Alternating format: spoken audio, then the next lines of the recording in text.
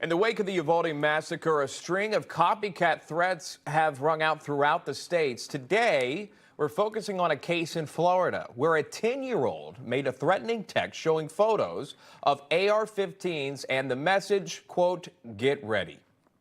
Joining me now is the sheriff of Lee County, Florida, the county where this took place, as you're seeing video there, Sheriff Carmine Marceno. Sheriff, good to see you. I worked in Lee County at Wink, very familiar with Fort Myers and that area there. Good morning. Talk to me about that in that moment. How did this investigation happen? How did authorities and yourself, the sheriff's department, find out about this 10-year-old and these pictures and the text message before they happened? Many communities could take some tips from this. So what happened was a member of the general public forwarded a text message. It actually came to my phone. I immediately didn't wait 1 second. It went right to my executive command staff.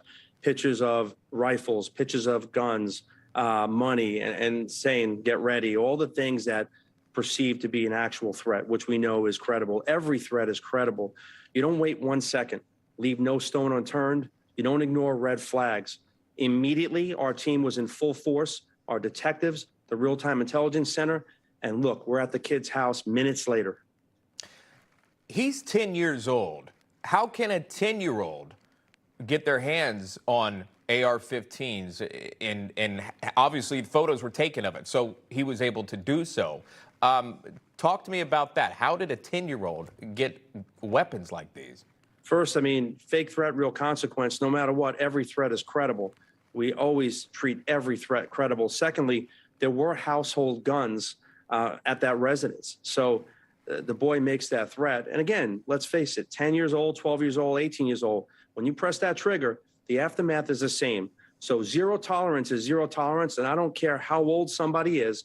We call things for what they are. We are going to post their pictures. And I'm taking that stance because I am not going to be the sheriff standing here talking about, God forbid, an incident. Yeah, especially the tragedy that happened in Uvalde. What type of punishment does a 10-year-old face for a threat like that? He has an attorney. He's going to have his day in court coming up in June 13th. Obviously, his attorney is going to work. Do they plea it out? Does it go to a case of a jury?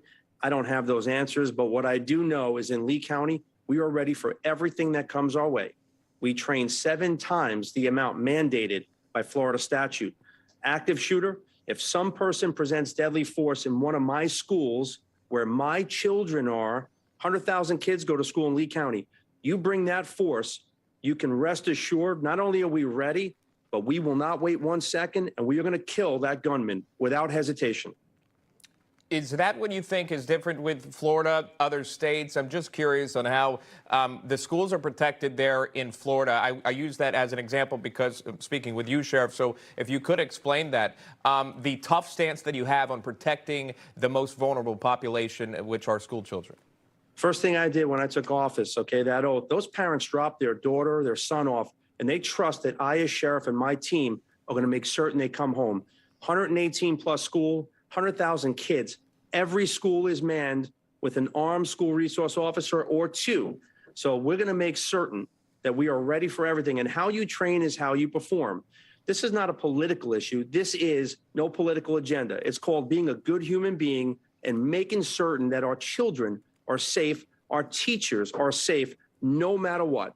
We don't make that decision to bring the active shooter in. But one thing we make is a decision that the second that person presents deadly force, that we kill them without hesitation. Our children and our citizens are going to be safe in Lee County and in our great state.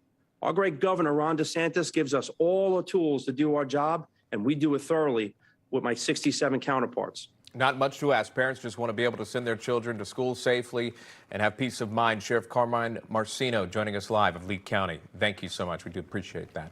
Thank you, sir.